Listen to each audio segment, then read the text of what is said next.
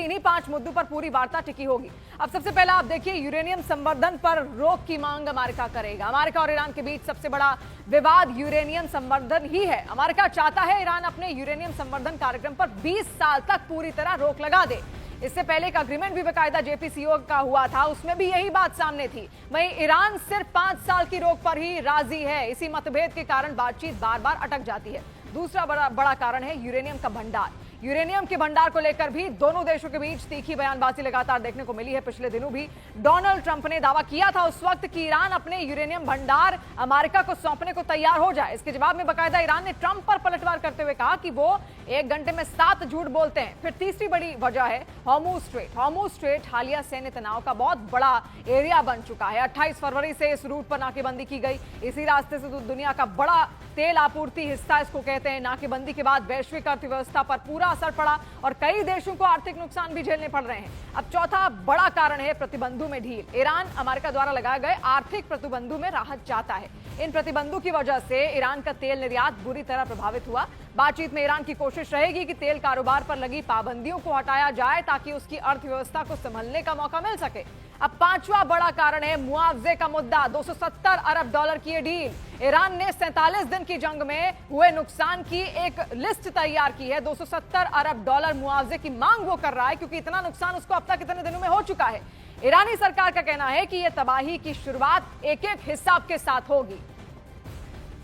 तो देखिए, इस युद्ध के बीच एक नई चर्चा भी निकलकर सामने आई। ट्रंप को लेकर ये चर्चा चल रही है और वो ये कि ट्रंप जब सिचुएशन रूम में जाते हैं तो कुछ बहुत बड़ा ही होता है। ईरान पर अटैक से ठीक पहले ट्रंप सिचुएशन रूम में पहुंचे थे और फरवरी के आखिर में 28 फरवरी को ईरान पर अमेरिका का हमला हो गया। इस बार ट्रंप 15 अप्रैल को सिचुएशन रूम में मीटिंग के लिए पहुंचे थे और उसके कुछ ही घंटे में भी हॉर्मुज में नाकेबंदी का एक्शन प्लान तैयार कर दिया गया। और अभी 2 दिन पहले यानी कि 18 अप्रैल को ट्रंप सिचुएशन रूम में मीटिंग के लिए पहुंचे और उसके कुछ घंटे में ही हॉर्मुज को पार करने के दौरान अमेरिका ने ईरानी कार्गो शिप को अपने कब्जे में ले लिया।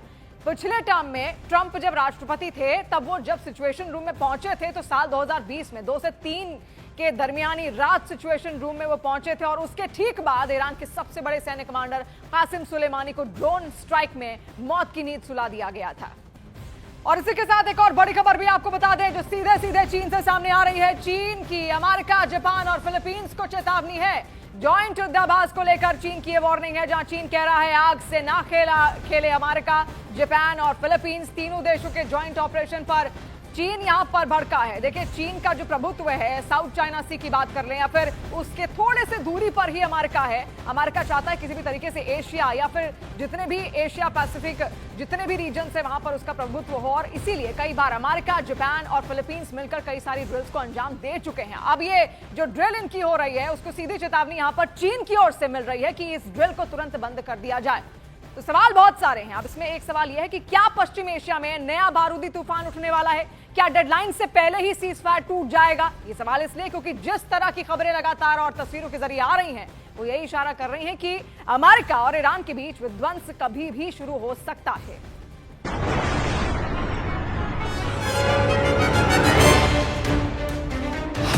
फिर तैयार हो रहा है जंग का मैदान। फिर मचने वाला है पश्चिम एशिया में कोहरा।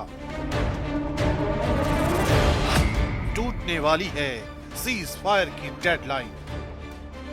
सीज फायर कागज में भले ही मौजूद हो लेकिन जमीन पर हालात बिल्कुल अलग कहानी कह रहे हैं। खाड़ी क्षेत्र में बढ़ती सैन्य हलचल, समुद्र में तैनात जहाज और लगातार हो रही निगरानी इस बात का संकेत है कि भरोसा कमजोर पड़ चुका है।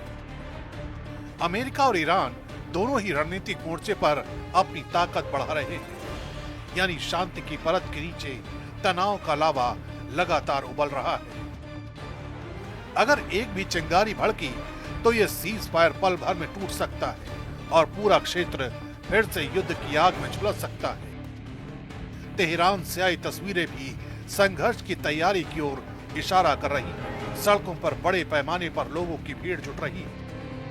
महिलाओं की रैलियां और हथियारों के साथ प्रदर्शन हो रहे हैं जो ये दिखा रहे हैं कि माहौल सिर्फ राजनीतिक नहीं बल्कि सामाजिक स्तर पर भी सख्त होता जा रहा है। संदेश साफ है, ईरान किसी भी हमले का जवाब देने के लिए तैयार है। ऐसे में अगर सीज फायर पर दबाव बढ़ा या कोई नई सैन्य कार्रवाई हुई तो हालात तेजी से बिगड़ सकते हैं और यही वो स्थिति है जहां से विध्वंस की नई लहर उठ सकती है। दूसरी तरफ इजराइल और अमेरिकी खेमे में भी हाई अलर्ट की स्थिति बनी हुई है। संभावित हमलों और जवाबी कार्रवाई को लेकर सैन्य और राजनीतिक स्तर पर लगातार समीक्षा हो रही है। हालिया रिपोर्ट में ये भी संकेत है कि सीजफायर के टूटने की आशंका को देखते हुए इमरजेंसी तैयारियां तेज कर दी गई हैं। यानी दोनों पक्ष सिर्फ इंतजार की स्थिति में हैं। एक छोटी सी घटना, एक गलत आकलन या एक उकसावे वाली कार्रवाई। स्पुतनिक की रिपोर्ट इस पूरे संकट की गंभीरता को और बढ़ा रही है।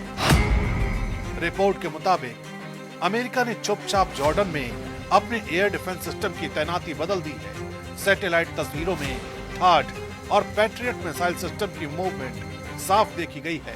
ये बदलाव किसी सामान्य अभ्यास का हिस्सा नहीं बल्कि संभावित हमले के खतरे का संकेत माना जा रहा है। ईरान से बैलिस्टिक मिसाइल और ड्रोन हमलों की आशंका के बीच अमेरिकी ठिकानों की सुरक्षा रणनीति को मजबूत किया जा रहा है। यानी आने वाले घंटे एक बार फिर विध्वंसक युद्ध की आशंकाओं से घिरे।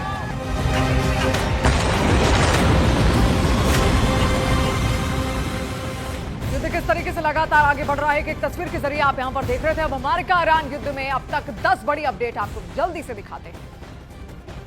ट्रंप ने ईरान के कार्गो जहाज पर अपना कब्जा होने का किया दावा। ट्रंप ने कहा कि ईरानी शिप ने अमेरिकी नेवी की चेतावनी को नजरअंदाज किया, जिसके बाद उसने ये एक्शन लिया। ईरान ने भी इस हमले पर पलटवार किया और यूएस के सैन्य जहाजों पर ड्रोन से अटैक का किया दावा। ईरान ने कहा कि अमेरिकी कार्रवाई का बदला जरूर लेंगे। पांचवा बड़ा अपडेट यह है कि आज वार्ता के लिए इस्लामाबाद पहुंचेगा अमेरिकी डेलीगेशन, जबकि दूसरी ओर यूएस के दूसरे दौर की बातचीत को ईरान ने अफवाह बताया। वहीं ईरानी राजदूत ने कहा कि शांति वार्ता सिर्फ एक दिखावा है। इधर पाकिस्तान के इस्लामाबाद में वार्ता से पहले सुरक्षा को लेकर तैयारियां शुरू कर दी गई हैं। नवा अपडेट ये कि समंदर में अमेरिका ड्रोन रोबोट तैनात कर दिया गया है। और 10वीं बड़ी अपडेट यह है कि हॉर्मुज में आवाजाही लगभग ठप हो चुकी है। तो अगले 24 घंटे दुनिया के लिए बेहद भारी साबित हो सकते हैं। व्हाइट हाउस के सिचुएशन रूम में डोनाल्ड ट्रंप की वॉर कैबिनेट अलर्ट मोड पर है। हॉर्मुज में बढ़ता तनाव, ईरान की नाकेबंदी और समुद्र में अमेरिकी एक्शन। सवाल सीधा है कि क्या दुनिया एक बार फिर बड़े युद्ध की तरफ बढ़ जाएगी?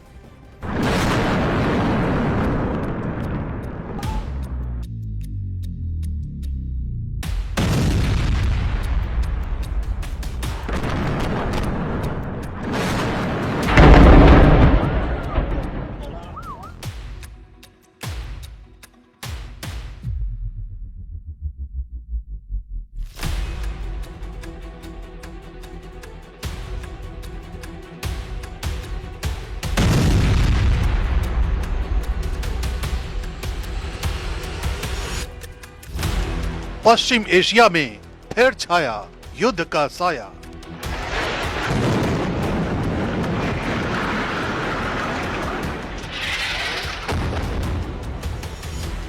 हॉर्मुज नाकाबंदी पर ईरान को अमेरिका की चेतावनी।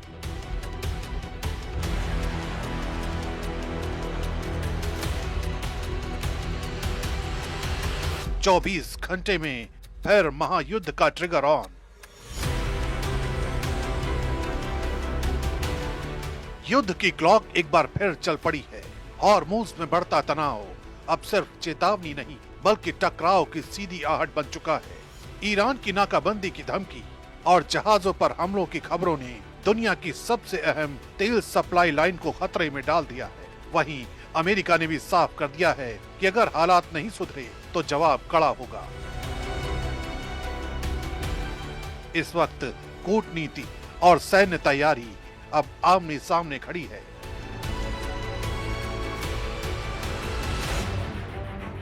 और आने वाले 24 घंटे तय करेंगे कि दुनिया राहत की सांस लेगी या फिर इतिहास में एक और युद्ध लड़ा जाएगा।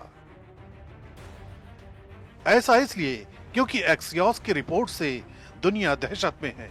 इस रिपोर्ट के मुताबिक ट्रंप की वॉर कैबिनेट की आपात बैठक हुई है। इस बैठक में उपराष्ट्रपति जेडी वेंस, विदेश मंत्री मार्को रूबियो, रक्षा सचिव पीट हेग्सेथ, ट्रेजरी सचिव स्कॉट बेसेंट और chairman of joint chief of staff Dan Caine शामिल थे।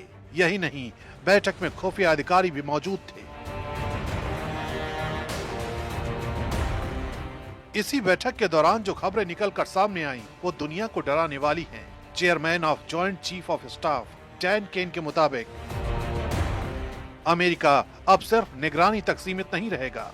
ईरान से जुड़े हर जहाज पर नजर रखी जाएगी। जरूरत पड़ी तो जहाजों को इंटरनेशनल वाटरवे में रोका जाएगा और उन्हें कब्जे में लिया जाएगा, यानी ईरान के जहाजों की वैश्विक घेराबंदी की जाएगी।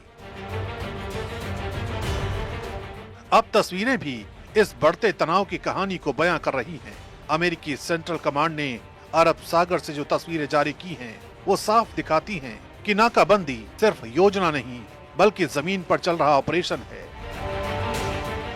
Dock landing ship USS Rushmore LSD-47 पर तैनात अमेरिकी नाविक और मरीन ब्लॉकेड मिशन में एक्टिव हैं।